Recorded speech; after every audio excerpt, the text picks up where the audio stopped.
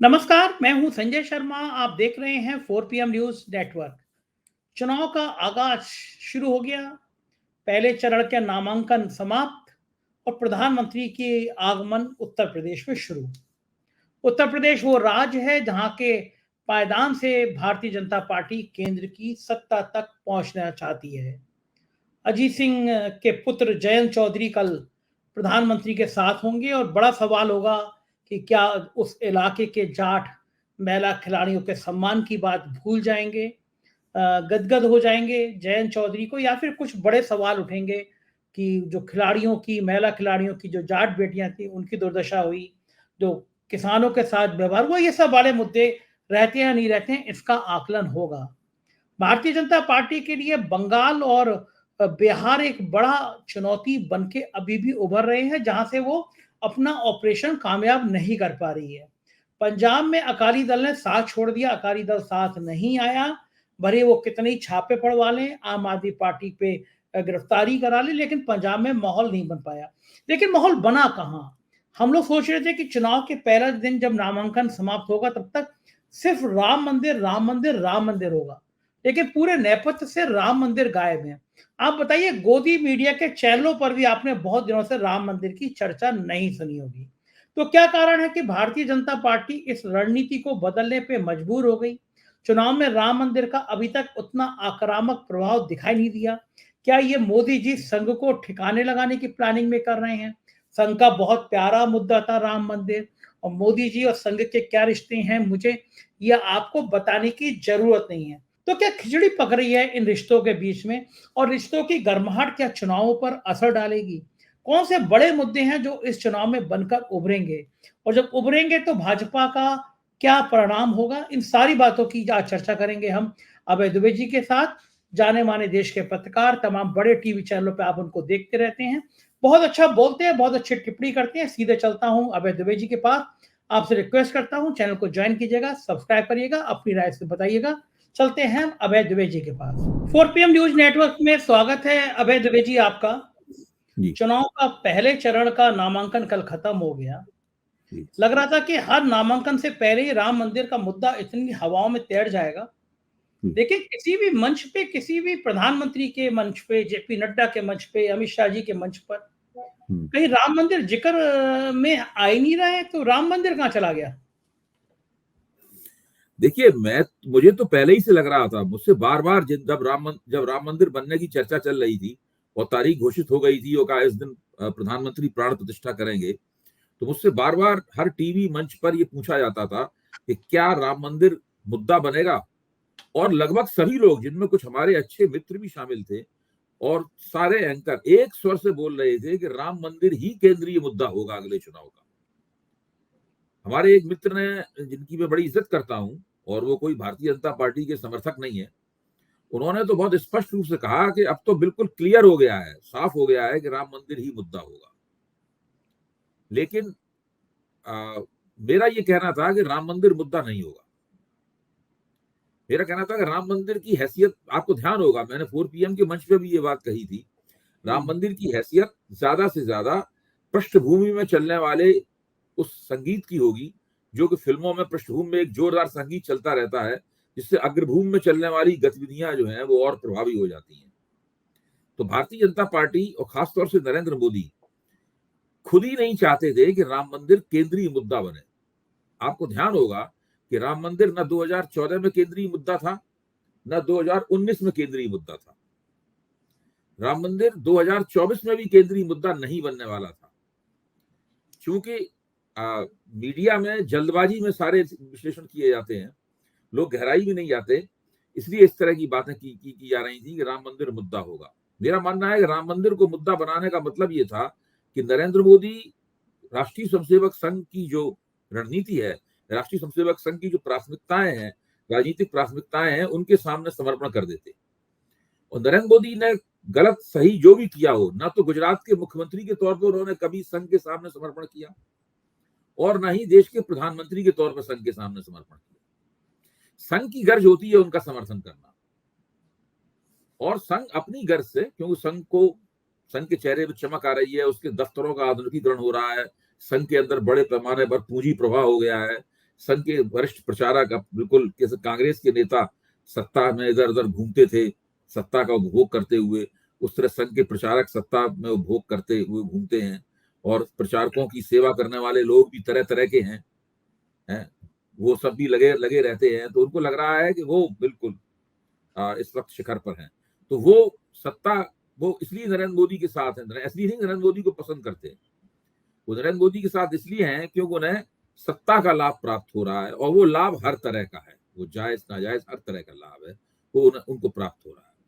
तो इस नरेंद्र मोदी कहते हैं ठीक है, सत्ता का आपको लाभ ले लीजिए आप, लेकिन राजनीति हम अपने हिसाब से करेंगे, चुनाव हम अपने हिसाब से लड़ेंगे, चुनाव के केंद्र में वो नहीं होगा जो आप चाहते हैं।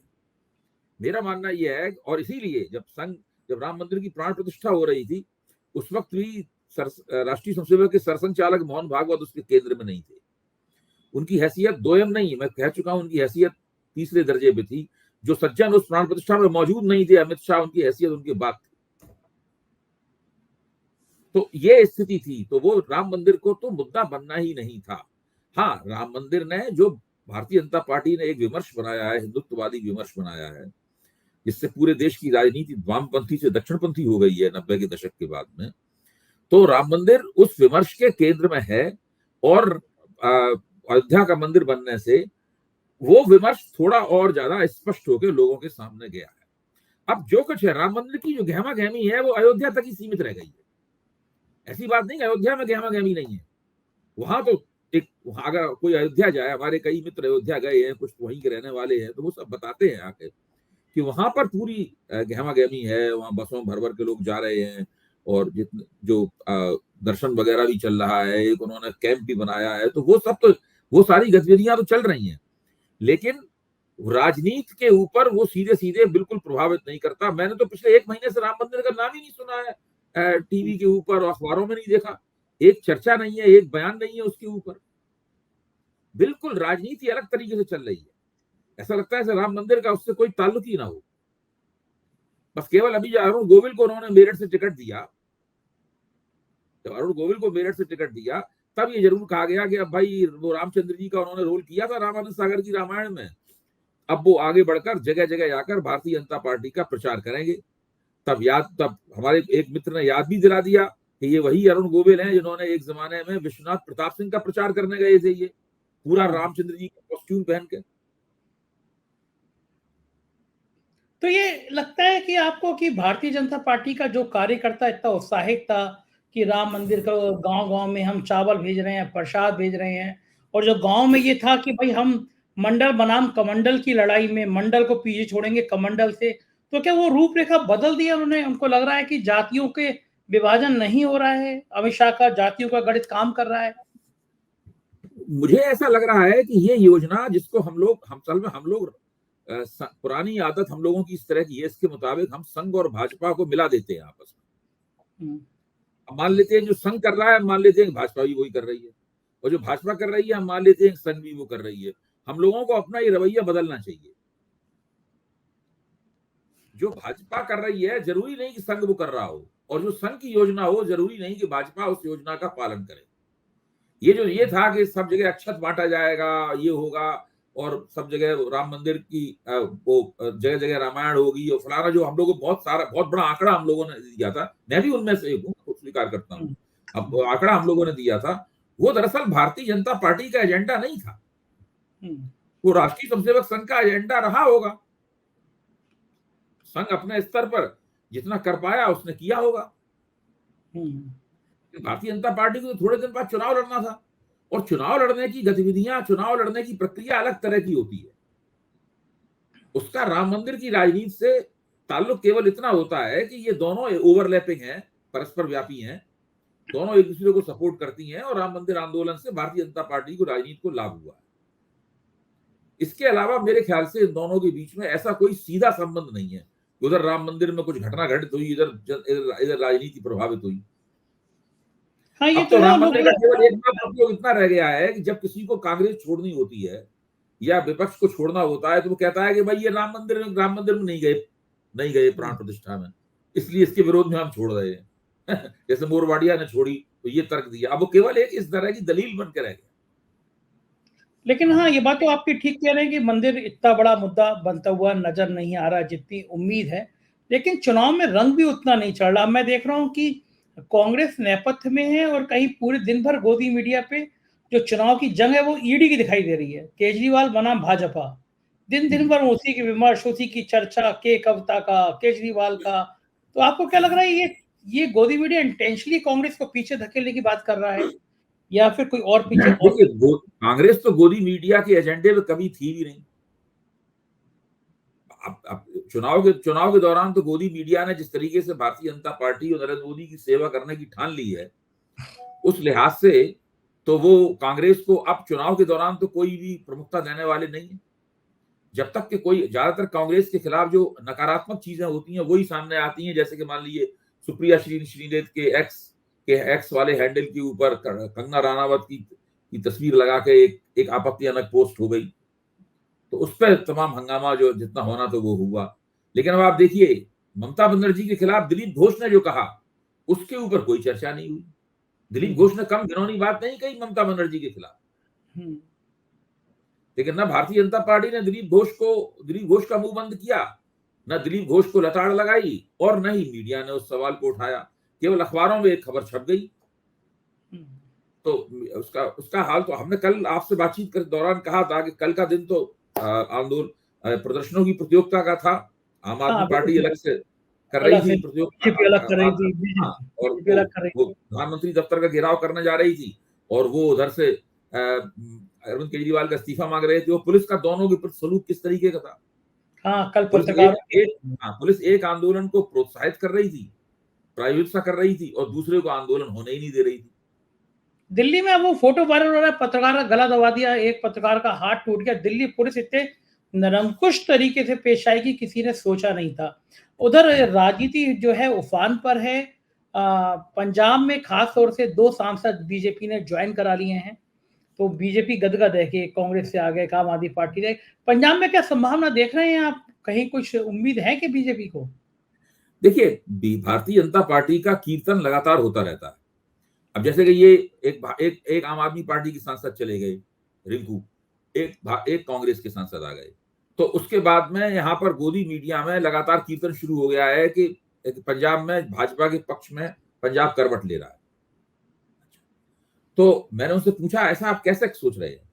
क्योंकि पंजाब में तो भारतीय जनता पार्टी का इतना कभी भी सांगठनिक प्रभाव था नहीं, तो आप कैसे ये बात कह रहे हैं? नहीं, कि जब से अमरिंदर सिंह शामिल हुए तब से स्थिति बदल गई है। अब इस बीच में हम लोगों ने अमरिंदर सिंह को सुना ही नहीं। अब अमरिंदर सिंह की पत्नी जब भाजपा में आई, जो कि तकरीबन व्यवहारिक रूप से भाजपा में ही थी, अमरिंदर सिंह की पत्नी, आप वोट भी पहले दिया था। हाँ, तो वो उसके ये अब मीडिया में ये बात कहनी शुरू लोगों ने कर दी है कि तो अमरिंदर सिंह के आने से परिस्थिति बदल गई है। मैं तो नहीं समझता हूं कि भारतीय जनता पार्टी को पंजाब में कुछ मिलेगा। अगर अकाली दल के साथ उसका कुछ समझौता हो जाता तो शायद हम मान सकते थे कि कुछ हो सकता था, 1-2 सीटों के ऊपर उसकी दावेदारी बन सकती थी। पंजाब तो एक तरह से कांग्रेस और आम आदमी पार्टी के बीच में एक फ्रेंडली किस्म की फाइट का प्रदेश है, जिसमें दोनों अपने अपने प्रभाव की सीटें जीतेंगे। ज्यादा आम आदमी पार्टी जीतेगी, कम कांग्रेस जीतेगी, यही परिस्थिति है। देखिए, पंजाब की स्थिति यह है कि एक बार मुझे पटियाला की पंजाबी यूनिवर्सिटी में एक व्याख्यान देने के लिए बुलाया गया, तो मैं वहां गया। तो जो पॉलिटिकल साइंस के एक एसोसिएट प्रोफेसर थे, तो मेरी अगवानी करने के लिए आए, और जब मैं उनकी कार में बैठकर यूनिवर्सिटी के गेस्ट हाउस की तरफ जा रहा था, तो उन दोनों थोड़ा कोविड का प्रभाव था, लोग मास्क वगैरह लगाते थे। तो मैंने उससे कहा कि आप भी मास्क नहीं लगाए हुए हैं, और पंजाब में मैंने तो जब से घुसा हूं किसी को मास्क लगाई नहीं देखा। तो उन्होंने कहा कि जो मोदी कहता है हम लोग उसका उल्टा करते हैं। तो पंजाब बिल्कुल अलग तरह की जगह है। ये आपने सही किस्सा सुनाया कि पंजाब का सुर ताल अलग है। अच्छा, क्या लग रहा है आपने अकाली दल ने क्यों नहीं बीजेपी से समझौता किया होगा? क्यों अलग चलने का फैसला किया होगा?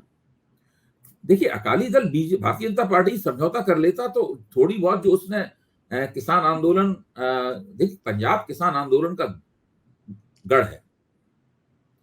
भले ही अभी जो किसान आंदोलन हुआ उसमें पंजाब के किसान आंदोलन के नेतृत्व के एक हिस्से ने भाग लिया था। जो चढ़ूनी वाला गुट है, जो सबसे बड़ा गुट है, उसने हिस्सा नहीं लिया था। फिर भी इसके समर्थन में उन लोगों ने जगह जगह पंजाब में ट्रेनें रोकी थी। अगर अकाली दल भारतीय जनता पार्टी के साथ चला जाएगा तो अकाली दल जो उम्मीद बनाए बैठा है कि लोकसभा चुनाव में नहीं तो विधानसभा चुनाव में तो उसको कुछ करने के लिए उसके पास कुछ हो, तो वो भी समाप्त हो जाएगा। वो तो किसी कीमत पर भारतीय जनता पार्टी की छवि तो पूरी तरीके से किसान विरोधी है, और किसान विरोधी होने के नाते हरियाणा के जाट और पंजाब के जाट, सिख जाट जो है ना, वो भारतीय जनता पार्टी के बिल्कुल खिलाफ खड़े हुए। आपको ध्यान होगा जब पहला बड़ा किसान आंदोलन हुआ था, इसमें 1 साल के लिए दिल्ली की सीमाएं सील कर दी थी किसानों ने, उस वक्त पंजाब में किसानों ने भारतीय जनता पार्टी के नेताओं के घरों के सामने बड़े बड़े टेंट लगाए थे, और उन टेंटों में वो दिन रात उनके सामने धरना देते थे, और उन लोगों का घर से निकलना उन्होंने मुश्किल कर दिया था, एक तरह से घरों में उनको कैद कर दिया था। पूरे विधानसभा चुनाव में भारतीय जनता पार्टी का कोई नेता घर से नहीं निकल पाया था, ये हालत थी। पश्चिमी उत्तर प्रदेश में हालत ये थी कि गांव के बाहर तख्ती लगा दी थी किसानों ने कि भारतीय जनता पार्टी के नेताओं का प्रदेश वर्जित है। हरियाणा में भी तकरीबन यही स्थिति थी। हरियाणा में तो ये जो मुख्यमंत्री जो थे वो चल नहीं पाते थे अपनी कार में, वो हेलीकॉप्टर नहीं उनका उतर पाता था कहीं, ये हालत थी इनकी। खट्टर साहब की जो अब मुख्यमंत्री नहीं है, और अमित शाह जब वहां पर जा रहे थे हरियाणा में, तो उनसे मुख्यमंत्री ने कहा था कि आप ना आए वही बेहतर है, तो अमित शाह को अपने पंजाब के दौरे कैंसिल करने पड़े थे। तो जाट समाज जो है, जो मुख्य तौर पर एक फार्मिंग कम्युनिटी है, वो भारतीय जनता पार्टी से बहुत ही सख्त नाराज है। प्रधानमंत्री ने तो कहा भी था कि मैं जान बचा के वापस आ गया। जी नहीं, देखिए, ये किसान आंदोलन का विरोध करके भारतीय जनता पार्टी ने अपने पैरों पे एक ऐसी कुल्हाड़ी मारी है, और उससे जो घाव पैदा हुआ है वो घाव बहुत दिनों में भरेगा, जबकि भारतीय जनता पार्टी को उसके लिए कुछ विशेष प्रयास करने होंगे, माफियां मांगनी होंगी जाट समाज के सामने जाके। उनको तो लगता है कि वो जयंत आ गए, जाट समाज मैनेज हो गया। नहीं नहीं नहीं, धनखड़ जी हैं ये साथ में। नहीं, मैं समझता हूँ कि जयंत चौधरी ने अपने आप को मुश्किल में डाला है, और ये आगे भविष्य में ये पता चलेगा कि जयंत चौधरी को इसका, देखिए, राजनीति में लोग अल्पकालीन फायदों के लिए निर्णय लेते हैं। जयंत चौधरी ने भी एक अल्पकालीन फायदे के लिए निर्णय लिया। उनको बुला के ये समझाया गया कि जिन सीटों पे आप चुनाव लड़ रहे हैं समाजवादी पार्टी के साथ में, वो सीटें आप जीत नहीं पाएंगे, क्योंकि गैर जाट आपको वोट नहीं देगा। गैर जाट का वोट आपको तभी मिलेगा जबकि आप भारतीय जनता पार्टी के साथ आएंगे। तो इस चक्कर में उन दोनों कुछ इंडिया गठबंधन की भी मुश्किल थी, वो लोग कोई गतिविधियां नहीं चला रहे थे, इनकी सारी कार्रवाई ठप पड़ी हुई थी। एकता होगी कि नहीं होगी, गठजोड़ होगा कि नहीं होगा, सीटों का तालमेल होगा कि नहीं होगा, इसके बारे में कुछ भी तय नहीं था। मतलब बहुत से लोग इंतजार कर रहे थे, और निराशा काफी थी विपक्षी एकता के नाम पर। उस माहौल में उन्होंने एक निर्णय लिया, वो भारतीय जनता पार्टी के साथ चले गए। उनकी एक डील हो गई, और वो डील में उनको केंद्र मंत्री पद मिलेगा, राज्यसभा की सीट मिलेगी, उनके लोगों को राज्य मंत्री पद प्राप्त होगा, फिर विधानसभा लोकसभा की सीटें, ये सब वगैरह डील हो गई उनकी। अब उस डील के हिसाब से काम कर रहे हैं, लेकिन जो दूरगामी जो नुकसान होगा वो धीरे धीरे करके उनकी समझ में आएगा और हम लोगों को दिखाई पड़ेगा। हाँ, क्योंकि भारतीय जनता पार्टी तो वो समुद्र है जिसमें कोई नदी मिली तो फिर वो गायब ही हो गई, उसके बाद को दिखाई नहीं दी। और जेपी नड्डा तो बिहार में कह चुके हैं खेती दल खत्म करने हैं हमें। हाँ, वो तो देखिए, भारतीय जनता पार्टी, आपने जो एक उपमा दी है वो बहुत अच्छी उपमा है। एक उपमा और भी है कि भारतीय जनता पार्टी में एक विशालकाय फ्रीजर है, वो नेताओं को लाते हैं और उस फ्रीजर में डाल देते हैं, ना बोल फिर वो पाओ। नेता उसमें पड़ा हुआ जाम पड़ा रहता है उसके अंदर। तो जो नेता बड़े बड़े हैं, शक्तिशाली हैं, और जहां भारतीय जनता पार्टी उनकी जरूरत होती है वहां भारतीय जनता पार्टी उन्हें सिर पर उठाती है। हेमंत बिश्व शर्मा को उठाया, एन बीरेन सिंह को उठाया, वो तो करती है भारतीय जनता पार्टी। लेकिन बाकी उत्तर प्रदेश जैसी जगह पे तो उसे मौका मिलना चाहिए, वो नेताओं को खत्म कर देती है। नेता फिर छोड़ के भागते हैं पार्टी, स्वामी प्रसाद मौर्य छोड़ के भागे थे भारतीय जनता पार्टी, इस किस्म की ये हालत होती है। इसके अलावा बीजेपी के लिए एक टिकट की बड़ी, उत्तर प्रदेश का आपने जिक्र किया, बड़ा इंतजार है लोगों को ब्रजभूषण सिंह का। सारी लिस्टें आ रही हैं, ब्रजभूषण सिंह का क्या होगा ये बीजेपी तय नहीं कर पा रही है। क्या लगता है आपको, क्या होगा ब्रजभूषण सिंह का? भाई, जो पैटर्न है उसके हिसाब से ब्रजभूषण सिंह का टिकट बीजेपी को काट देना चाहिए, देखिए बीजेपी ने ऐसे कई नेताओं के टिकट काटे हैं कई प्रदेशों में जो पार्टी को, जिनकी वजह से पार्टी बदनाम हुई है। अनंत हेगड़े का टिकट काट दिया कर्नाटक से, वो बयानवीर थे, तो उनका था भाई संविधान बदला जाएगा, ये सब इस तरह की बातें वो करते थे, उनका टिकट काट दिया। वो भोपाल से जो साध्वी प्रज्ञा थी, उनका टिकट काट दिया, मतलब उनका टिकट काट दिया। फिर उन्होंने नाथूराम गॉडसे वाला बयान दिया था। तो उसी लिहाज से मुझे लगता यह है कि ये इनका ब्रजभूषण शरण सिंह का भी टिकट कटना चाहिए। अब इसमें चालाकी ये भी हो सकती है कि उनका टिकट काट दिया जाए, लेकिन उनकी बीवी को टिकट दे दिया जाए या उनकी परिवार के किसी व्यक्ति को टिकट दे दिया जाए। यही बात हो तो रही ये देखना ये होगा कि उनका और उनके साथ उनके परिवार का भी टिकट कटता है कि नहीं कटता है। उतनी मत नहीं परिवार कर का भी पाएगी। टिकट कट जाएगा, तब लगेगा कि भाई पार्टी ने इनको दंडित किया या कुछ इनको सबक सिखाया है इनको। इसलिए नहीं कर पाएगी क्योंकि उत्तर प्रदेश के क्षत्रिय बहुत नाराज हैं। मैंने आपका जिक्र भी किया था, मेरठ मुरादाबाद मंडल में 6-7 टिकट मिला करते थे, एक भी क्षत्रिय को मिला नहीं है। तो क्षत्रिय बहुत लेकिन नाराज अगर है। ब्रजभूषण शरण सिंह को टिकट दे दिया तो पार्टी की बदनामी होगी तो होगी, उससे तो आदित्यनाथ जी और नाराज हो जाएंगे खुश होने की बजाय। कोई आदित्यनाथ जी की वो गुड बुक्स में तो है नहीं, जहां तक मेरी जानकारी है। आप इसको ज्यादा कहेंगे, ज्यादा जानते हैं हमसे। तो वो आपने एक तो पहले ऐसे क्षत्रियों की टिकट काटे, फिर एक ऐसे क्षत्रिय को टिकट दे दिया जिससे क्षत्रिय समाज भी बदनाम हो रहा है, पार्टी भी बदनाम हो रही है, मुख्यमंत्री भी उसको नापसंद करते हैं। लेकिन एक बड़ा चर्चित टिकट था टेनी महाराज का, वो तो दे दिया गया। लखीमपुर में किसानों के ऊपर गाड़ी चढ़ा दी थी, लेकिन टिकट तो तब भी पा गए वो। हाँ, उनके उनके उनके टिकट के पक्ष में तर्क भाजपा वाले ये दे रहे हैं कि भाई गाड़ी तो उनके बेटे ने चढ़ाई थी, तो उसके खिलाफ कानूनी कार्रवाई चल रही है। ये टैनी का तो कोई उसमें हाथ था नहीं, लेकिन वो भूल गए कि टैनी किस तरह मंच पर खड़े होकर पत्रकारों को और आलोचकों को किस तरह गरिया रहे थे, गरियारे तो अपने बच्चों को छुपा रहे थे झूठे तर्कों के आधार पे। आईपीसी की धारा में अगर आप अपराध छुपा रहे तो आप भी दोषी होते हैं।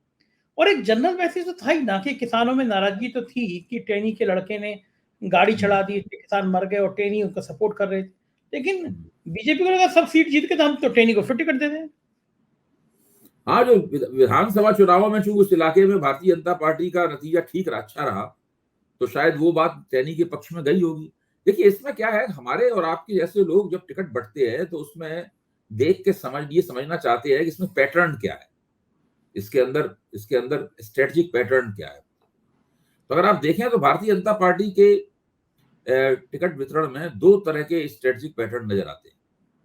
एक पैटर्न तो यही है कि जिन्होंने पार्टी को बदनाम किया है और काफी बदनाम किया है, उनका एक दो तीन टिकट कटते हुए दिखते हैं across the provinces, across the states में ये दिखाई पड़ता है। दूसरा ये है कि भारतीय जनता पार्टी ने सेफ प्ले किया है।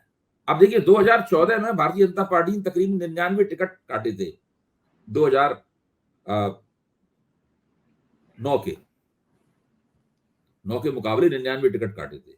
फिर 2019 में उसने करीबन 100 के करीब टिकट काटे, और अभी तक उसने जो टिकट बांटे हैं उसमें 101 टिकट अभी काटा। हाँ। तो टिकट काटने के मामले में मुझे लगता है कि नरेंद्र मोदी काफी कंजर्वेटिव साबित हुए। ये रणनीति क्या रही होगी बीजेपी की, ऐसा क्यों उसने अपनाया होगा?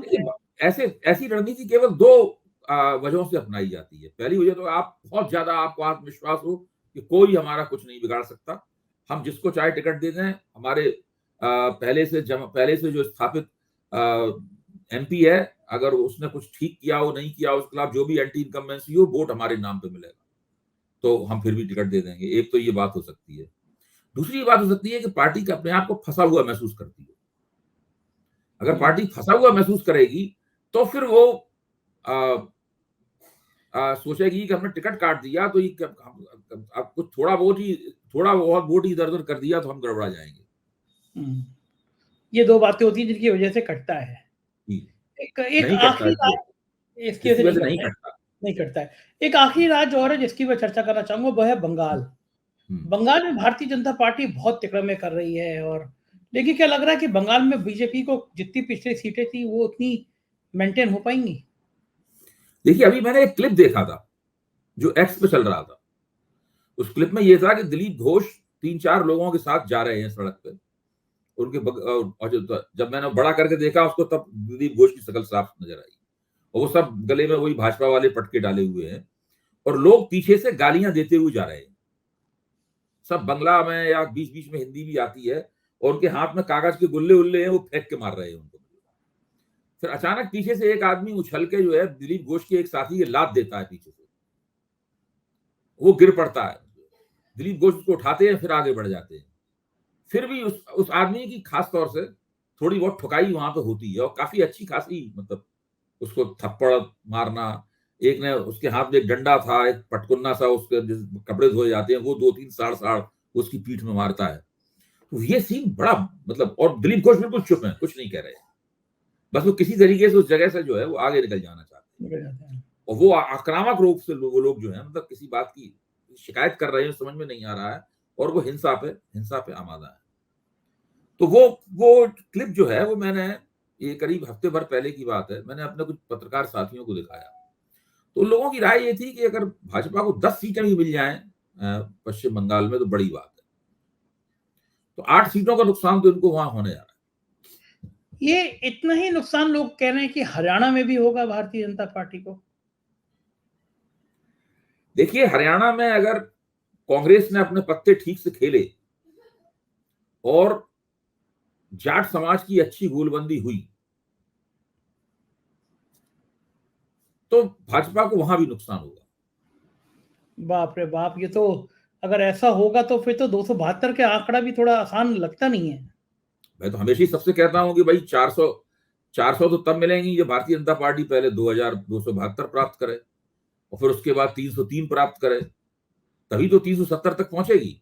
हाँ, सही बात है। अगर 2072 से पहले ही रुक गई तो 370 तक कैसे पहुंचेगी? बिल्कुल ठीक कह रहे हैं। बहुत बहुत शुक्रिया अभय जी, राजनीति की जुड़ी इतनी बातें विस्तार से समझाने के लिए धन्यवाद। तो ये अभय द्विवेदी जी और बता रहे थे कि संघ और भाजपा के रिश्ते क्या हैं, संघ और मोदी जी के रिश्ते क्या हैं। मुझको यकीन है आपको ये चर्चा पसंद आई होगी, अपनी राय से अवगत कराइएगा, चैनल को सब्सक्राइब करिएगा, ज्वाइन करिएगा। शुक्रिया, थैंक यू।